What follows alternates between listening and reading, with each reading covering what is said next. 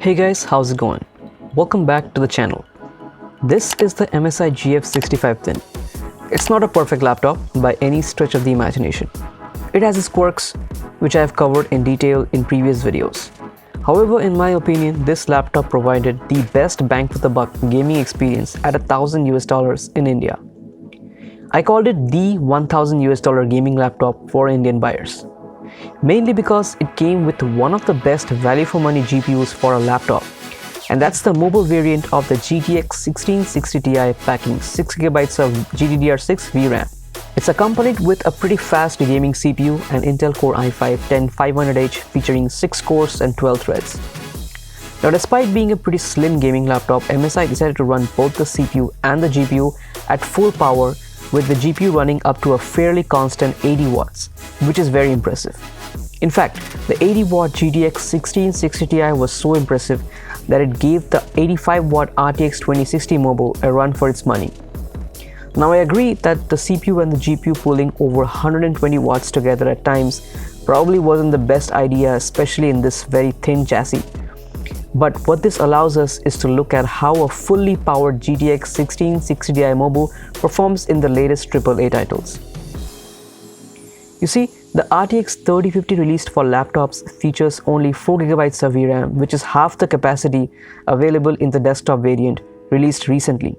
And to be honest, I was frankly disappointed, because that doesn't make the RTX 3050 a true successor to the GTX 1660 Ti. Yes, I know the RTX 3050 is able to use DLSS, but using any sort of upscaling technique available right now at 1080p is overall a compromise. DLSS implementation will also depend on a per game basis and also on how well it's implemented for that particular game.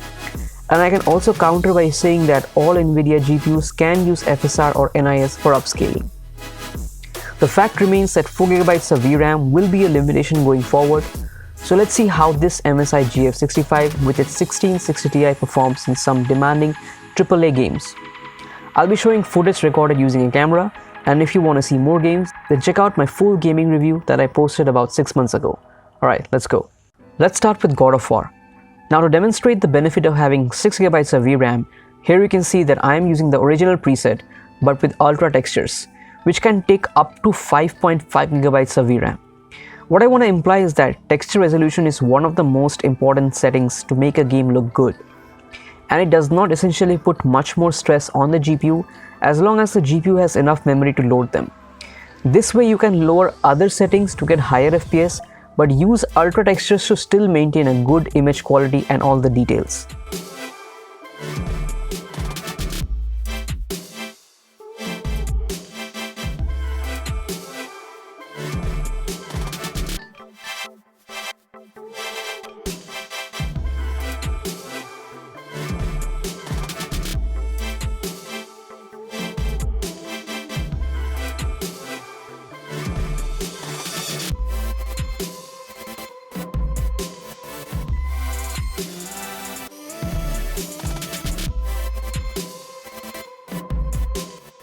Similar to God of War, here is Forza Horizon 5. We are directly using the Ultra preset without ray tracing obviously, and you can see the VRAM utilization is almost touching 5GB.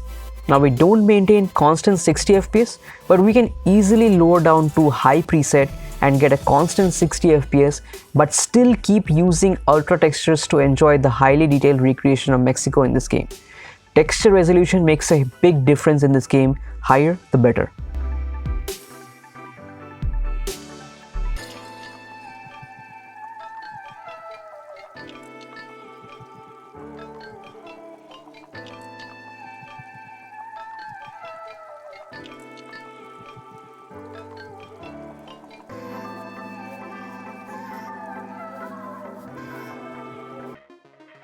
Next up is Assassin's Creed Valhalla. Now, this game is hard to run. We are using all high settings with high textures. We still have some more room to go up to very high textures, but it already looks so good. We get a 45 to mid 50 FPS gaming experience, which is not a hindrance in this AAA open world adventure game. It's a pretty enjoyable experience. And I benchmarked this game back when I reviewed this laptop, and the 1660 Ti crushes the RTX 3050 and 3050 Ti at these settings.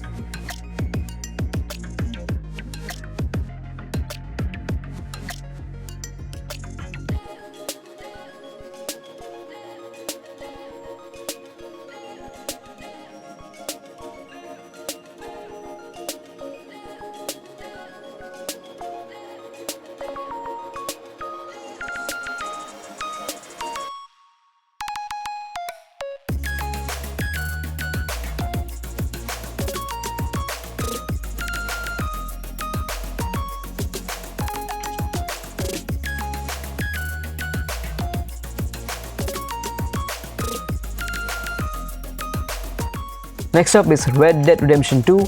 Once again, we are going to use high settings, but the textures can be set to ultra, and ultra textures make the game look a lot better, especially with the foliage. Now these are not the best optimized settings, and we are mostly in the 50 FPS range. Dropping a few more settings to medium will generate us a locked 60 FPS in this game. Overall, it's a pretty enjoyable experience.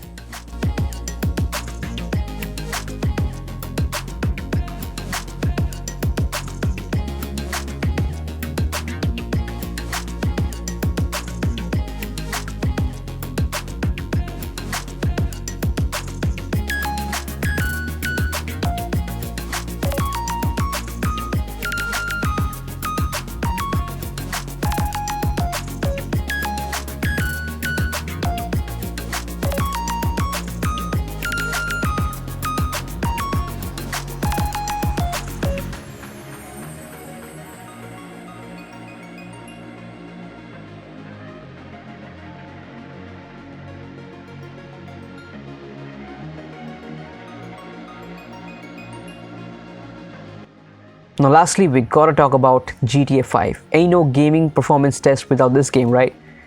So we are pretty much maxed out in this game, and obviously the GTX 1660 Ti mobile has no trouble playing GTA 5. By the way, take a look at the VRAM utilization. It's really close to 4 GB. Overall, a cool 90 FPS on average for a buttery smooth gaming experience.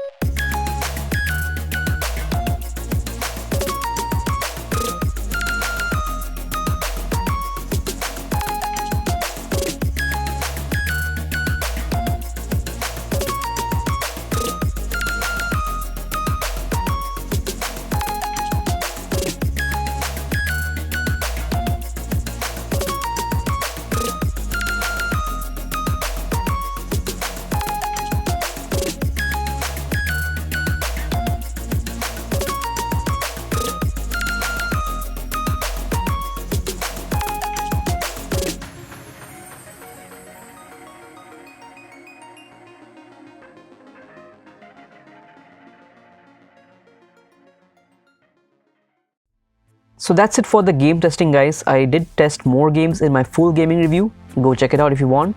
It's kind of sad that this MSI GF65 1660 Ti model is pretty much discontinued, and frankly these days many people don't even know that this laptop existed at some point. You can see I don't get much views on those videos anymore.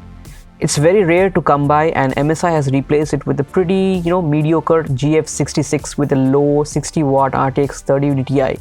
And there are next to no options for a gaming laptop with 6 GB of graphics at the $1000 price point other than the Dell G5 SE. Special mention to the 6 GB 5600M in GPU inside that laptop.